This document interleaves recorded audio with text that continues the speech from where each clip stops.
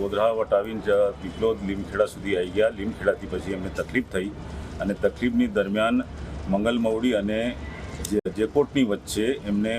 વધારે પ્રોબ્લેમ થઈ ગયો અને ત્યાં જ એમને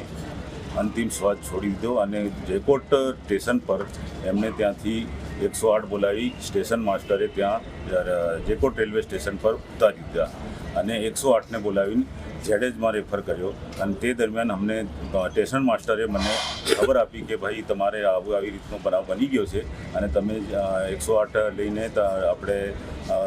જલ્દીથી જલ્દી તમે ઝેડએજમાં પહોંચો।